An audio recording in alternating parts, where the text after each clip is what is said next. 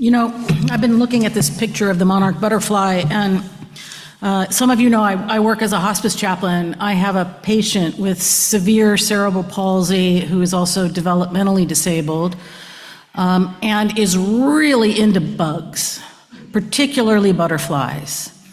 And because of this person, I learned that when a butterfly is in its chrysalis, it completely dissolves into goo.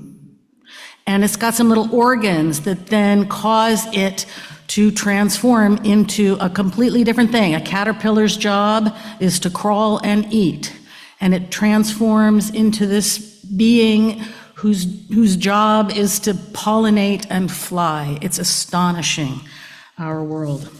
So, I want to begin with the words of Barbara Merritt. Unitarian Universalists have said for centuries that there is room in our religion for all seekers.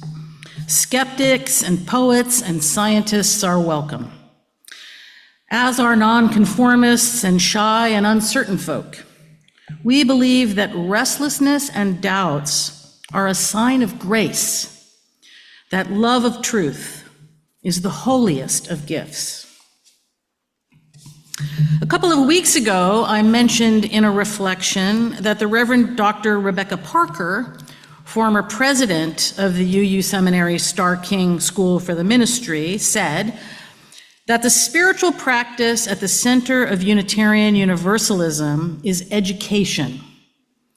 As we grow ethically and spiritually throughout our lives, we adapt new insights from many fields and adapt to the changing world.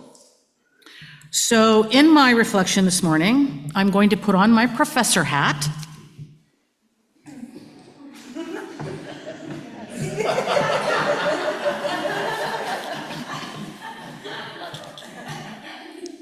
and offer a little lesson in UU history and religious studies.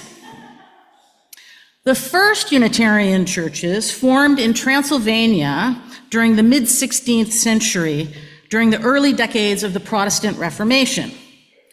At that time, most Europeans were aware of four types of religion: Judaism, Christianity, Mohammedanism, more properly known as Islam, and paganism or heathenism. During the Age of Discovery, from the 15th to 16th centuries, European explorers and colonizers began to see that this fourth category contained a whole lot of diversity.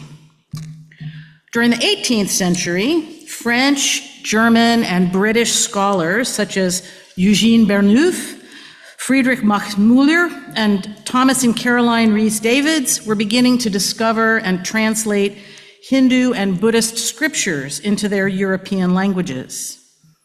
Although their understandings were imperfect, colored by their own cultural understandings and assumptions, this marked the beginning of the field of comparative religious studies.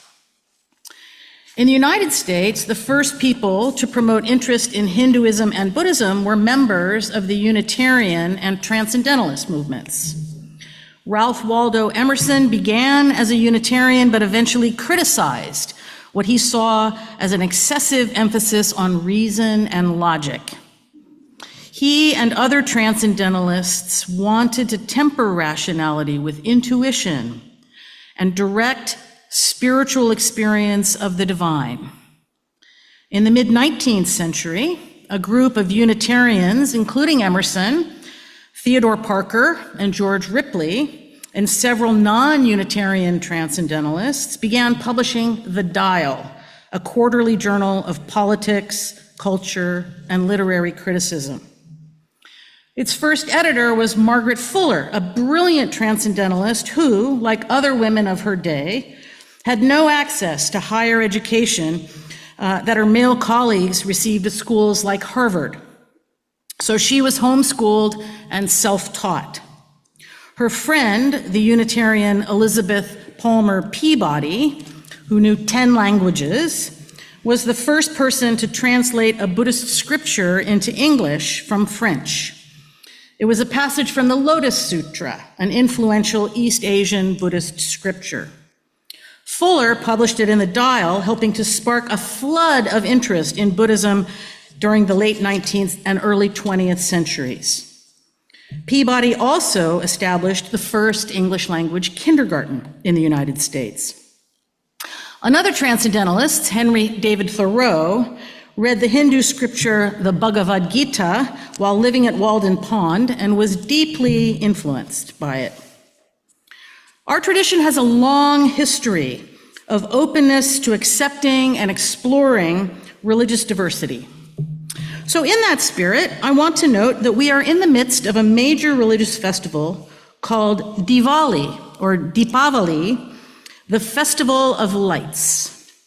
It is celebrated in different ways by Hindus, Jains, and Sikhs, the three major religions originating in India. In all three, Diwali celebrates the triumph of good over evil, light over darkness, and knowledge over ignorance. Sikh celebrations also emphasize the importance of religious freedom and standing up for justice.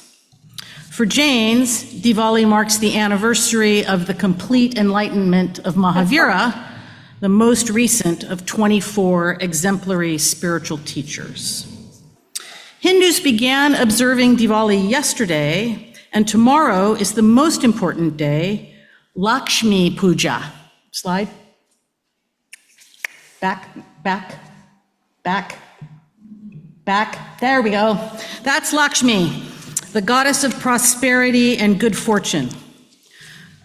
People prepare by cleaning their houses from top to bottom and cooking for a feast with family and friends.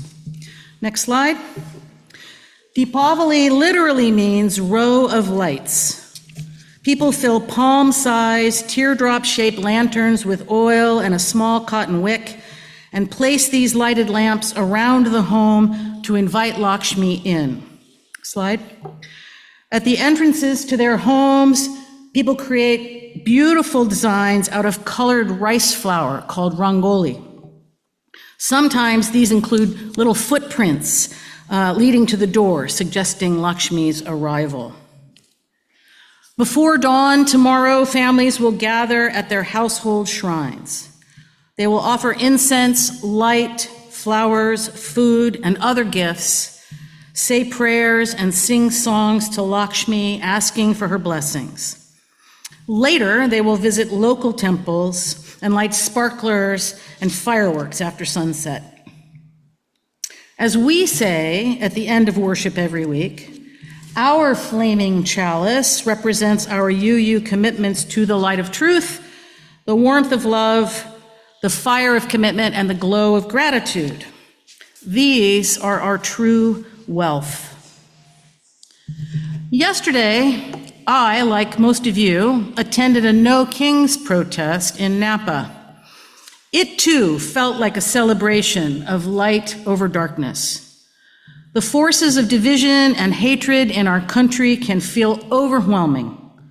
We've been through dark times before, very dark times.